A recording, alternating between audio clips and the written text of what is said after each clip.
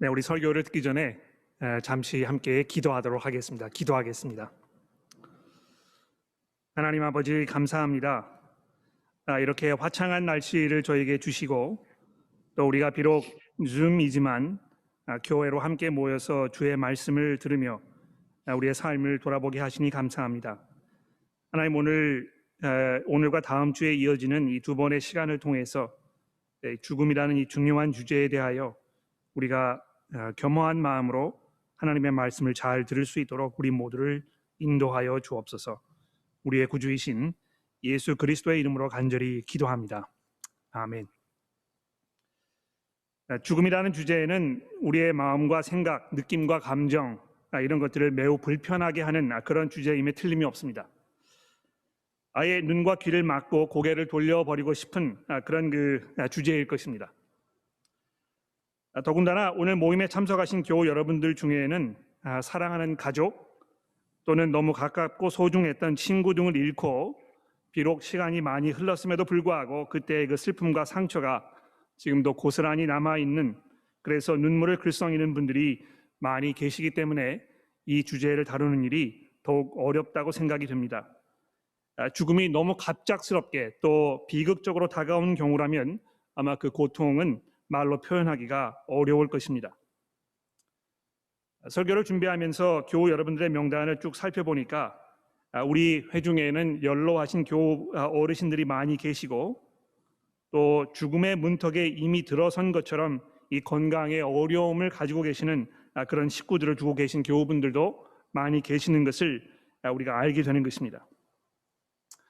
이 코로나 바이러스로 인해서 이 출국이 금지된 그 이후에 이 부모님의 상을 당해서 장례 절차에 참석하지 못하시고 여기에서 발을 구르시면서 애통해 하실 수밖에 없으셨던 그런 교우분들의 얼굴도 눈에 선합니다. 이런 그 어려움에도 불구하고 우리가 이 주제를 꼭 한번 다루어야 되겠다고 생각한 그 이유는 이 죽음에 대해서 충분히 생각해보고 또 하나님께서 성경을 통해서 우리에게 이 죽음에 대하여 말씀하신 것들을 잘 이해하고 마음속에 간직하고 있지 않으면 이 살아있는 동안 하나님을 기쁘시게 하는 삶을 사는 것이 거의 불가능하다는 것을 알게 되었기 때문이라고 생각합니다. 그래서 이 죽음을 잘 준비하실 수 있도록 도와드리는 것이 이번 설교 시리즈의 주 목적이 아닌가 생각합니다. 여러분 잠시 한번 곰곰이 생각해 보십시오. 나는 과연 죽음을 맞을 준비가 잘 되어 있는가? 혹은 내가 사랑하는 또 나에게 너무 소중한 이런 사람에게 죽음이 찾아왔을 때에 그것을 잘 감당하고 이겨낼 수가 있겠는가? 어떻게 해야 내 자신의 죽음을 또는 내가 사랑하고 소중하게 여기는 그 사람의 이 죽음을 잘 준비할 수 있겠는가? 이 문제를 다루려고 하는 것입니다. 이 문제를 생각하면서 사도 바울이 자기 자신의 마지막 편지인 이 디모데 후서에서 기록한 그 말씀을 곰곰이 생각해 보게 되었습니다. 디모데 후서 이 4장 말씀해 보십시오. 전제와 같이 내가 벌써 부어지고 나의 떠날 시각이 가까워 왔도다. 나는 선한 싸움을 싸우고 나의 달려갈 길을 마치고 믿음을 지켰으니 이제 후로는 나를 위하여 의의 면류관이 예비되었으므로 주 곧 의로우신 재판장이 그 날에 내게 주실 것이며 내게만 아니라 주의 나타나심을 사모하는 모든 자에게도니라. 이렇게 말씀하셨습니다. 여기 바울 사도의 고백 중에 우리가 두 가지 특별히 주목해야 할 이런 부분이 있다고 생각을 합니다. 첫째는 자신에게 이 죽음이 임박했다는 것을 알았을 때 나의 떠날 시각이 가까워 왔도다 이제 이렇게 이야기하고 있는데 사도 바울이 자기가 이 죽을 그 순간이 임박했다는 것을 잘 알고 있었다는 것이죠. 그런 상황에서 바울 사도가 어떤 반응을 보였는가 하는 점입니다. 여러분들은 바로 죽음이 내 앞에 다가왔다는 것을 알게 되었을 때에 어떻게 하시겠습니까? 바울 사도는 자신의 죽음이 그렇게 멀지 않았다는 것을 알게 되었을 때에 내가 나의 선한 싸움을 싸우고 나의 달려갈 길을 마치고 믿음을 지켰다 이렇게 말하면서 후로 나를 위하여 의의 면류관이 예비되었다고 이 확신과 자기의 소망을 고백하였습니다. 좀 더 있었으면 하는 그런 아쉬움, 왜 못했을까 하는 그런 허탈감, 또는 더 붙잡고 놓지 않으려는 그런 미련, 누구를 원망하거나 억울함을 호소하지도 않습니다.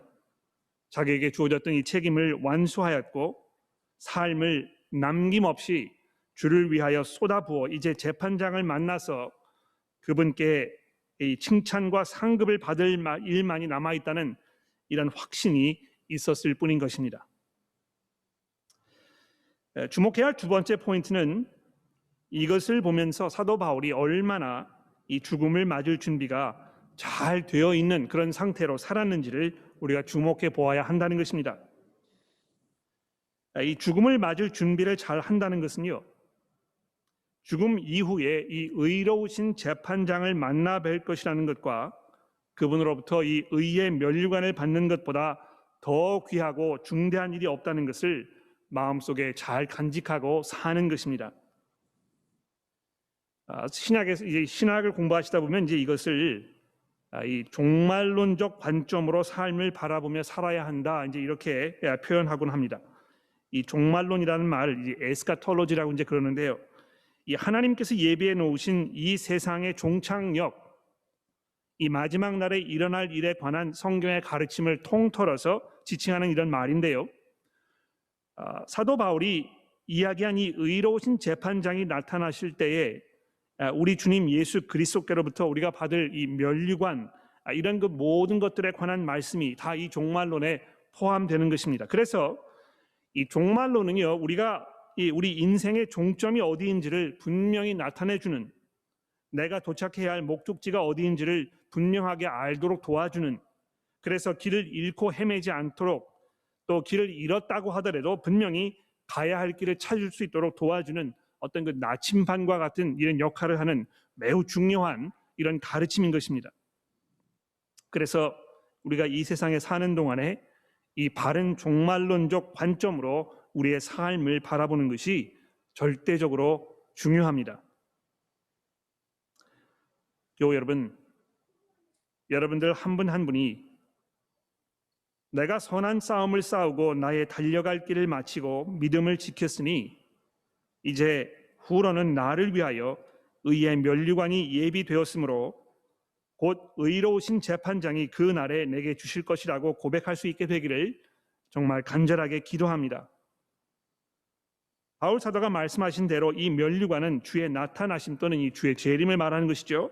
이것을 기다리며 사모하는 모든 자들에게 주실 것이라고 말씀하셨으니 여러분과 제가, 우리 모두가 정말 주를 기다리는 마음과 생각으로 우리의 삶을 살아가야 할 것입니다.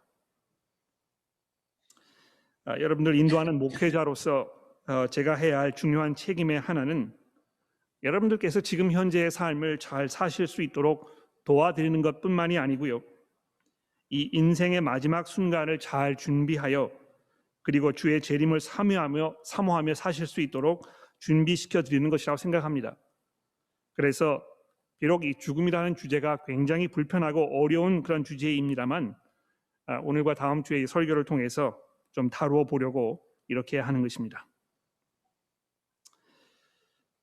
우리 한국말에 돌아가신 분에 대해서 호상하셨다 하는 이 표현을 사용하는 경우가 있습니다. 복을 누리면서 오랫동안 사시다가 크게 고생하지 않으시고 너무 오래 병상에 누워 계지 않으시고 돌아가신 분에 대해서 사용하는 이런 표현입니다. 아마 거의 모든 사람들이 염원하는 바가 아닐까 이렇게 짐작을 해봅니다. 이 사전에 설명이 되어 있는 대로 호상을 하려면 우선 복을 누리며 장수해야 합니다. 이왕 살 바에 이 풍족한 재산, 또 행복한 가정, 건강한 몸으로 사는 것이 낫지 않겠느냐, 이렇게 이제 질문을 아마 하실 텐데요. 이 신앙생활을 잘 하려는 것도 복을 누리며 장수하는 것을 하나님께로부터 받고 싶은 마음 때문일지도 모르겠습니다. 그래서 매일 하나님께 기도하는 것도 재정적인 여유에 관하여, 가족들의 건강과 행복에 관하여, 좋은 일들만으로 이 수놓아진 평탄한 삶의 길을 걸을 수 있는 것에 관하여 기도할 뿐일지도 모릅니다. 그런데 여러분, 한평생 이렇게 살면 우리가 이런 것들만을 추구하면서 살면, 이런 것들을 삶의 궁극적인 목표로 삼고 살면 도무지 죽음을 잘 준비할 수가 없을 수밖에 없다는 것입니다. 이곳의 삶이 이렇게 좋은데 이 죽음이라는 것을 죽음으로 인해서 이런 것들과 이별하는 마음이 여러분 생기겠습니까? 물질적으로 풍요한 삶을 오랫동안 누려온 이 서구 사회가 점점 하나님께로부터 등을 돌리고 믿음으로부터 점점 멀어지고 있다는 이 현 상황이 우연이 아닌 것입니다. 오해하지 마십시오. 그렇다고 해서 제가 이 금욕주의적인 삶을 사는 것만이 참 신앙인의 모습이라고, 그것이 죽음을 잘 준비하며 사는 것이라고 말씀드리는 것이 아니라는 것을 여러분 이해하셨으면 좋겠습니다. 경제적 빈곤함 속에 놓여 있는 경우에 그 마음에 더더욱 이 재산에 대한 강한 욕구는 물론 또 자기 상황에 대한 어떤 그 원망과 불평이 끊이지 않는 사람이 얼마나 주변에 많이 있습니까? 그 사람도 역시 금욕주의적인 그런 삶을 선택적이 아니더라도 살고 있다고 해도 그 사람도 역시 이 세상에서 누리는 물질적인 풍요를 삶의 최종적인 목표로 삼고 살고 있기는 매 한 가지인 것입니다. 그리고 그 목표를 이루지 못했을 때 찾아오는 어떤 그 실망감과 패배감, 또 비관적인 마음으로 죽음을 잘 준비하지 못한 채 삶을 마감하게 되는 것은 매 한 가지일 것입니다. 여러분, 다시 사도 바울의 고백으로 돌아가 봅시다. 전제와 같이 내가 벌써 부어지고 나의 떠날 시각이 가까웠도다. 나는 선한 싸움을 싸우고 나의 달려갈 길을 마치고 믿음을 지켰으니 이후로는 나를 위하여 의의 면류관이 예비되었으므로 주 곧 의로우신 재판장이 그 날에 내게 주실 것이며 내게만 아니라 주의 나타나심을 사모하는 모든 자에게로니라. 여러분, 여기서 그가 자기가 어떻게 살았는지를 설명하면서 전제와 같이 내가 벌써 부어졌다 이렇게 6절에 설명하고 있습니다. 여기 전제라는 말은 이제 그 drink offering이란 말인데요. 이 구약 시대에 하나님께 이 소나 양을 잡아서 불에 태워가지고 제사를 드리면 그 위에 이 붓는 어떤 그 일종의 술을 말하는 것입니다. 이것을 통해서 사도 바울은 자신이 자기의 삶을 이 한 방울도 남김없이 주를 위하여 다 쏟아 부었다는 것을 지금 말하고 있는 것입니다. 또 뿐만 아니라 자기가 선한 싸움을 싸우고 마라톤 경주를 하듯이 달려갈 길을 달려 이 경기의 결승점에까지 다다랐다고 설명하고 있습니다. 바울 사도에게는 이 복을 누리며 오래 사는 이런 그 좋은 삶이라는 그 개념 자체가 그에게 없었던 것입니다.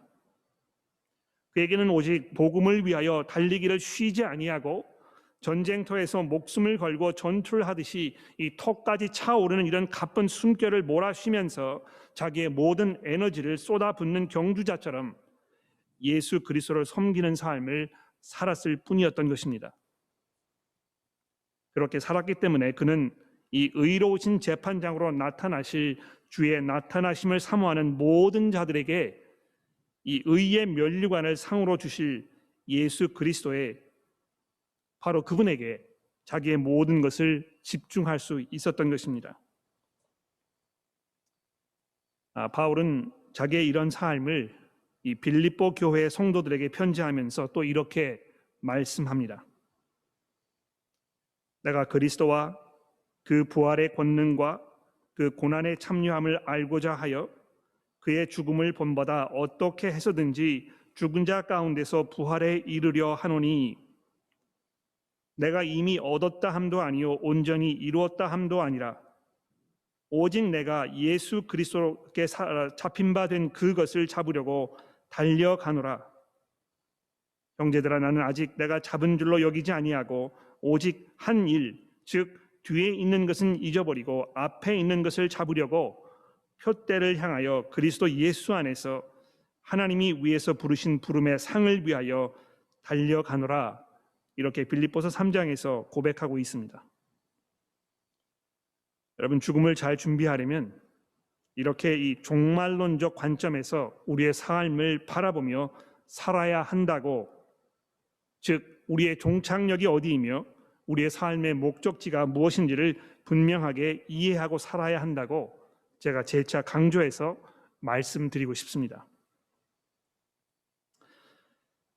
죽음을 잘 준비하기 위해서 우리가 마음에 분명히 잘 정리해 두어야 할 두 번째 사항은요, 이 땅에서의 인간의 삶에 대하여 성경이 말씀하면서 우리의 삶을 이 꺾인 꽃에 비유하고 있다는 점입니다. 우리의 삶이 이 꽃과 같은데요, 이 꺾여버린 꽃과 같다고 성경이 말하고 있는 것입니다. 이사야 선지자의 말씀을 들어보십시오. 말하는 자의 소리여 이르되 외치라. 대답하되 내가 무엇이라 외치리까 하니 이르되 모든 육체는 풀이요 그의 모든 아름다움은 들의 꽃과 같으니 풀은 마르고 꽃은 시들미 여호와의 기운이 그 위에 불미라. 이 백성은 실로 풀이로다. 풀은 마르고 꽃은 시드나 우리 하나님의 말씀은 영원히 서리라 하라. 여러분 여기 보십시오. 성경이 얼마나 정직하고 날카로운지, 얼마나 현실을 직시하면서 이 세상에서의 우리의 삶을 미화시키거나 또 눈가림하지 않는지를 보십시오. 들판에 아름답게 핀 이 꽃들이 실어버리는 것처럼 우리의 이 삶도 서서히 소멸되어 갈 수밖에 없다고 성경이 지적하고 있습니다. 그 꽃은 따다가 아무리 아름답게 물병에 꽃꽂이를 해서 집안을 장식해 놓아도 그 아름다움이 오래 가지 못하고 뽑히는 순간부터 이미 죽어가는 바로 그것이 꽃 아닙니까? 물론 이 사실을 모르거나 또 받아들이지 못하는 분들이 없을 것입니다. 너무 당연하고 또 뻔한 이치임에 분명합니다. 그런데 여러분 보십시오. 사람들은 이 사실을 잘 알고 있음에도 불구하고 실제로 살면서는 이 사실을 인정하지 못하고 사는 것처럼 살고 있지 않은가 생각이 되는 것입니다. 인생은 시들게 마련인데요. 육체적으로 노쇠하여 가는 자신의 모습을 받아들이지 못해서 끊임없이 성형수술하는 이들의 그 선택에 고개를 갸우뚱하게 되고, 어떻게 해서든지 이 육신의 건강을 유지하려는 눈물겨운 노력이 이 도에 지나쳐서 건강 유지의 노예로 살고 있는 게 아닌지 한 번쯤 돌아볼 필요가 분명히 있다고 생각을 합니다. 지금은 돌아가신 지가 벌써 5년 정도가 넘으셨지만 이 앤필드 회중에 오랫동안 출석을 하시면서 사셨던 이 헤다라는 할머니 한 분이 아직도 기억에 선명히 남아 있습니다. 평생을 독신으로 사셨던 이분은요, 무엇신학교를 젊은 나이에 졸업을 하고 복음을 위해서, 교회를 위해서, 교회 성도들을 위해서 섬기며 조용히 그러나 매우 열정적으로 사셨던 그런 분입니다. 이분이 돌아가시기 약 한 10개월 전 72살이 되셨던 때에 암 말기 판정을 받으셨는데요. 의사로부터 앞으로 치료 과정을 설명을 들으시고는 그 과정을 거치기로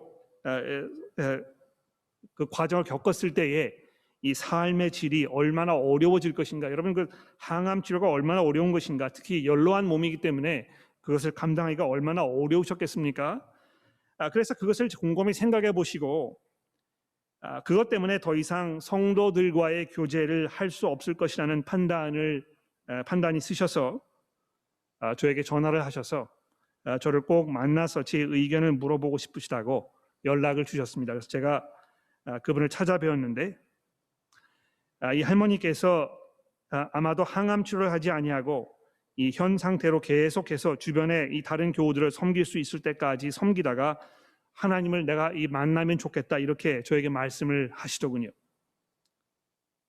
그날 그분과 제가 하나님께서 주신 이 생명의 귀중함에 대해서, 그 삶을 값있게 사는 그 방법에 대하여, 또 천국을 향한 소망과 확신에 대해서, 그리스도를 향한 깊은 사랑 등에 대해서 굉장히 오랫동안 많은 이야기를 나누고, 그 후에 항암 치료를 받지 않기로 결정한 그분의 선택을 존중해 드리고 함께 기도하였습니다. 그리고 그 후 한 4개월 정도 지난 후에 소천을 하셨는데요. 저는 항암 치료를 포함한 모든 의료 처방 치료를 조치를 거부하라고 말씀드리는 것이 아니라는 것을 여러분 이해하십시오. 육신의 질병을 운명으로 받아들이고 무조건 포기하라고 말씀을 드리는 것도 아니라는 것을 여러분 이해하시기를 바랍니다. 아까 말씀드린 이 종말론적 관점으로 삶을 바라보며 결정을 내린 이분의 생각을 이해하자는 것입니다. 내가 살 만큼 살았고 살면서 주께서 내게 주신 이 책임을 내가 최선을 다하여 감당하려고 노력하였고 그 과정 속에서 하나님의 나라를 내가 더더욱 소망하며 살게 되었고 구주이신 예수 그리스도를 만나 뵙기를 원했던 그분의 이 생각과 결정을 우리가 주목해야 한다는 것입니다.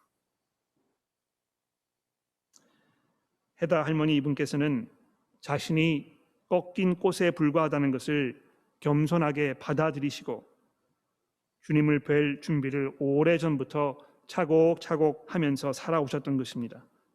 이분에게는 소망이 있었기 때문에 이러한 삶이 가능했던 것입니다.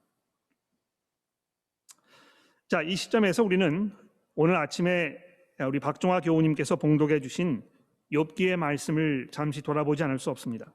우리가 욥의 시리즈를 한 지가 그렇게 오래되지 않아서 아마 여러분들의 마음속에 이 욥에 대한 기억이 아직도 남아 있으리라고 생각이 되는데요. 안타깝게도 이 봉독해드린 14장은 설교 시리즈를 하는 동안에 자세히 살펴볼 기회가 없었기 때문에 아마 그 내용이 좀 새롭게 느껴지지 않으실까 이렇게 모르겠습니다. 기억나십니까? 욥은 이미 이 영문도 모른 채 정말 만신창이가 되어서 삶의 모든 것들을 잃어버리고 그가 이 처한 상황은 거의 죽음의 문턱에 발을 들여놓은 이런 상태였습니다. 그래서 그의 아내는 차라리 하나님을 저주하고 내가 죽어버리는 것이 좋지 않겠느냐 이렇게 이야기하지 않았습니까? 그가 그러한 자신의 상황에 대해서 하나님께 무엇이라고 기도하는지 그 첫 마디를 들어보십시오. 여인에게서 난 사람은 그 사는 날이 짧은 데다가 그 인생마저 괴로움만으로 가득 차 있습니다. 피었다가 곧 시드는 꽃과 같이 그림자같이 사라져서 멈추어 서지를 못합니다. 여러분, 욥의 이러한 설명은 비단 자기 자신에게 닥친 이 비참한 현실만을 두고 말한 것은 아닐 것입니다. 여인에게 태어난 사람이면 누구나 피할 수 없는 이 삶의 현실에 대하여 지금 말하고 있는 것입니다. 우리의 삶이 짧을 뿐더러 이렇게 이야기하고 있는데요. 제 어머니께서도 80 인생이 어떻게 빨리 지나가는지 모르겠다고 저에게 요즘 늘 말씀하십니다. 저도 생각해 보니까 15살 때에 호주에 이민을 와서 산 지가 내년이면 딱 40년이 됩니다. 40년이라는 시간이 정말 눈 깜짝할 사이에 지나간 것입니다. 그런데 그것뿐만이 아니고요. 이런 짧은 삶이 괴로움의 연속이라고 이렇게 말하고 있습니다. 사는 것이 쉽지 않고 많은 문제와 역경이 시야를 흐리고 탄식과 눈물, 염려와 실망이 쉴 새 없이 연속되는 것이 우리의 삶이 아닙니까?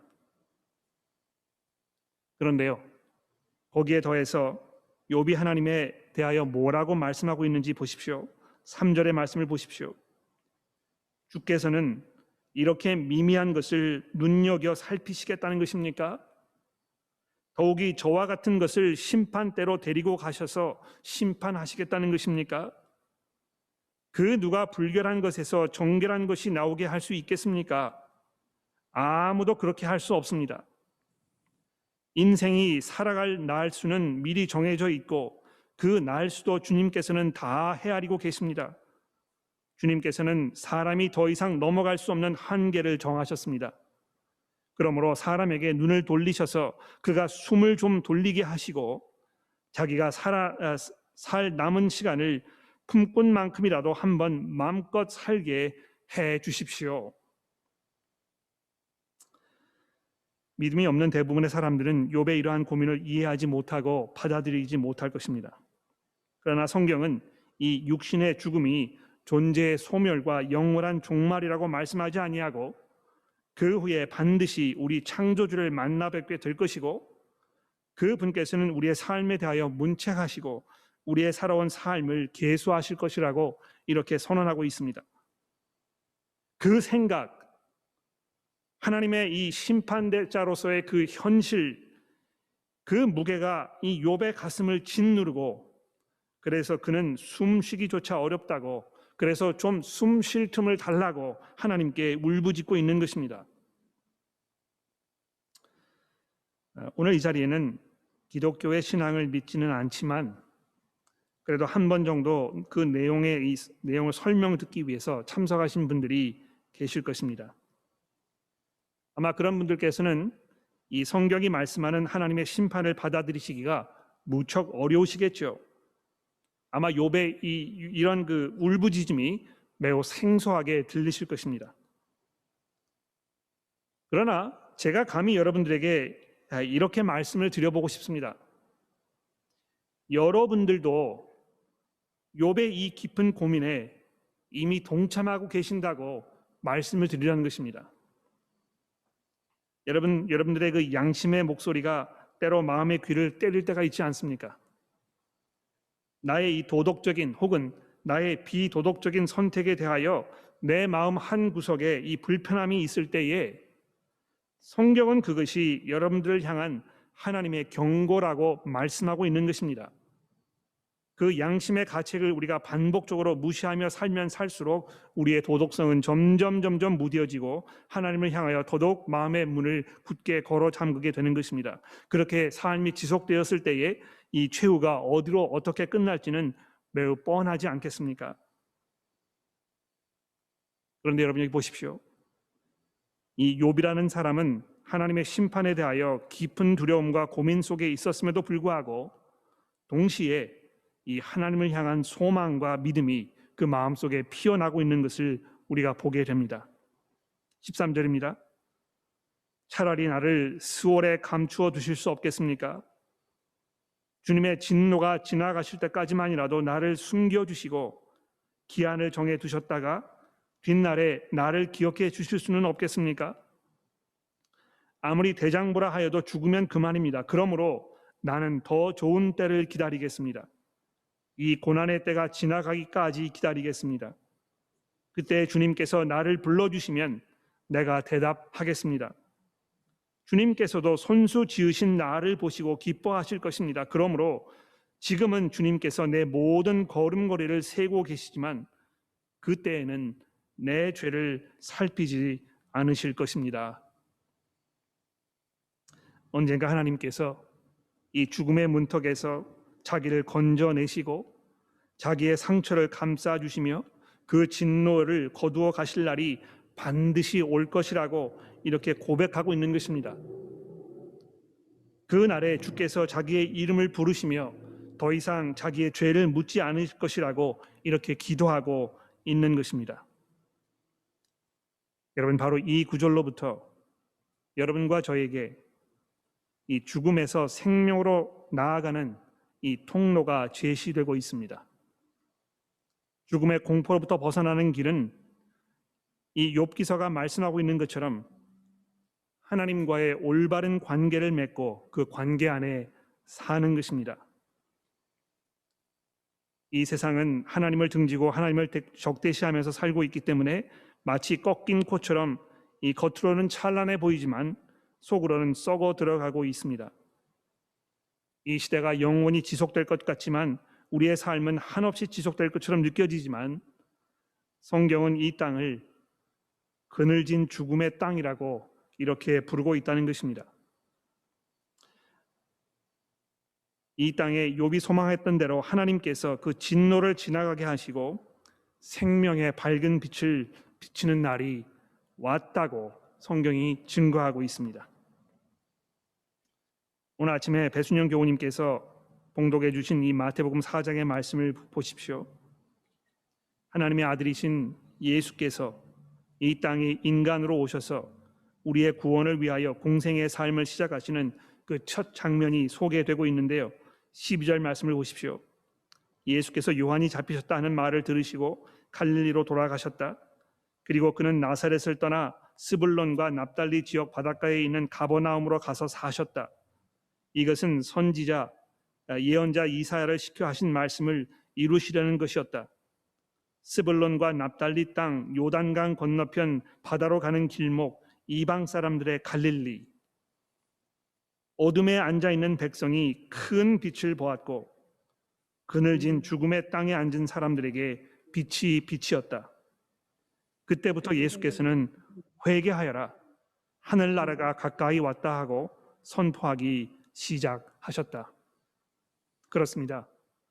예수께서 이 땅에 오셔서 하나님의 나라를 선포하시는 그 순간부터 이 죽음의 그림자가 드리워졌던 이 땅에 하나님의 밝은 빛이 비치게 된 것입니다. 예수께서 태어나셔서 어린 시절에 부모님의 손에 의해서 예루살렘 성전에 가셨을 때에 벌어졌던 상황을 누가가 우리에게 어떻게 설명하고 있는지 이 누가복음 2장의 말씀을 들어보십시오. 예루살렘에 시몬이라는 사람이 있으니 이 사람은 의롭고 경건하여 이스라엘의 위로를 기다리는 자라. 성령이 그 위에 계시더라. 그가 주의 그리스도를 보기 전에는 죽지 아니라 하는 성령의 지시를 받았더니 성령의 감동으로 성전에 들어가매 마침 부모가 율법의 관례대로 행하고자 하여 그 아기 예수를 데리고 오는지라. 시몬이 아기를 안고 하나님을 찬송하여 이르되 주제여 이제는 말씀하신 대로 종을 평안히 놓아 주시는도다. 내 눈이 주의 구원을 보았사오니 이는 만민 앞에 예비하신 것이요 이방을 비추는 빛이요 주의 백성 이스라엘의 영광이니이다 하니 그의 부모가 그에 대한 말을 놀랍게 여기더라. 여기 자기의 삶을 잘 준비하였다가 정말 아름다운 죽음을 맞이한 이 시몬이라는 사람의 이야기가 우리에게 소개되고 있습니다.